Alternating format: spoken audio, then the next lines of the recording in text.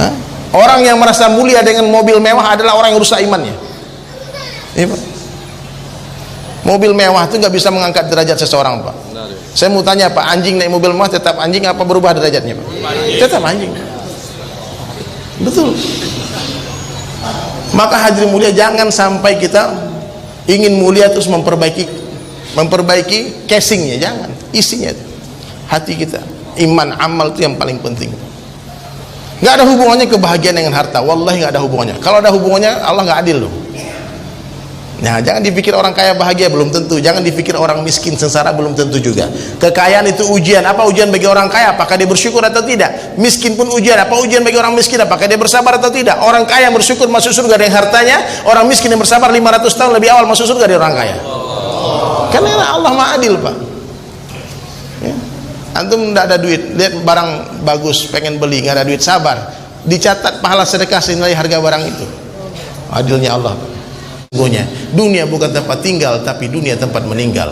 Dunia bukanlah tempat tinggal kita, tapi dunia adalah tempat yang akan kita tinggalkan. Sekarang kita di atas tanah, nggak lama lagi tanah di atas kita. Sekarang dunia nyata, akhirat cerita. Sebentar lagi akhirat nyata, dunia tinggal cerita.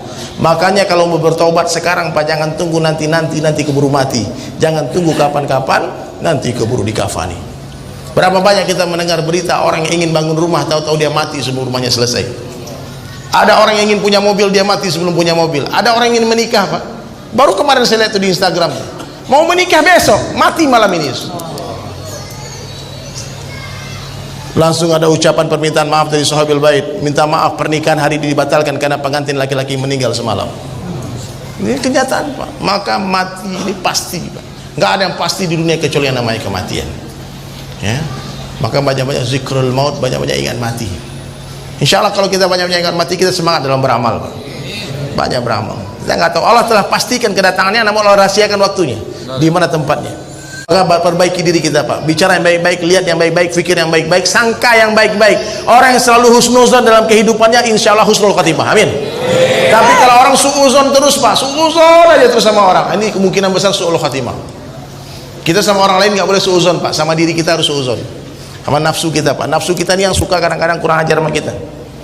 Sama orang lain kita sangka baik aja. Kemarin kita lihat dia mabuk, kemarin kita lihat dia masih maksiat. Mungkin semalam dia taubat, hari ini sudah jadi kekasih Allah.